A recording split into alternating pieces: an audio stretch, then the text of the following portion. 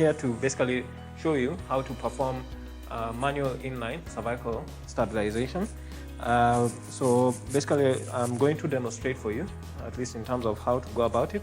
And then basically, after this, you're going to be able to practice the same, yeah?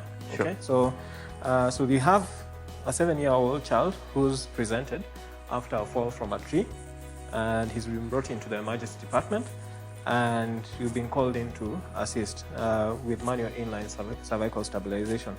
So the first thing you want to do is that you go down on your knees, all right, so that you stabilize yourself and make sure your hands and I mean your elbows are right on the surface, yeah, where the child is, okay, and then put your hands, both your hands, underneath the child's shoulders, okay, so you have both your hands underneath the child's shoulders, and then you'll be able to hold the head or the child's head at least with the palms of your hands, okay, so you stabilize in that way. And then when you're in that position, you can be able to open the airway using the jaw thrust maneuver, okay, so you're trying to avoid doing a head tilt and chin lift. Why? Because you do not want to cause any injury to the cervical spine. All right, so how do you provide a jaw thrust in that position? So you bring your index fingers, okay, so I'm just going to move this child slightly, okay, so you bring your index fingers at the angle of the mandibles and your thumbs over the baby's cheeks, and then using that maneuver you can try and open the airway, okay. If this is too difficult and you're having problems opening the airway, you can just provide stabilization of the child's head and then have somebody else come right over your shoulder, okay, and do the jaw thrust maneuver on top of you. So you'll be standing like you can come just behind me, okay, come behind me, okay, and then you can apply a jaw thrust maneuver, okay, in that manner. Very good.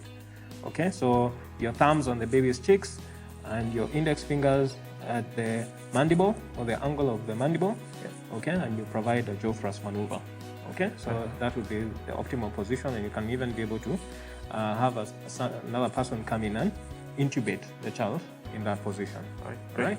So because we can't remain in this position forever, you need to bring in your head blocks, okay, so we have 2 towels which we have tied together, provide as head blocks, okay, so you put one on each side, so you slip in one head block, the first one, and I hold it and then bring in the second head block, okay, so it holds the child's head in position, and then get some strapping, okay, and I want you to put the first strapping over the child's forehead and covering the head blocks all the way to the table on both sides. All right. Okay. So apply the strapping, and remember that you're applying the strapping directly on the hard surface. So it's not should not apply to any clothing, because the clothing is likely to move and in the process cause instability for the baby's head. Okay, so apply the second bit of strapping over the child's jaw. Okay, from the table, over the head blocks, over the mandible, okay, all the way to the table. And with that, you manage to stabilize the child's head. So now you have what we call inline, manual inline cervical stabilization, right? Okay, great. And you can be able to continue with the rest of your assessment and management of that child. Okay, thank you. That is very clear? Yes, it was clear. All right. Thank you, Isaac. All right, thank you. All right. All right.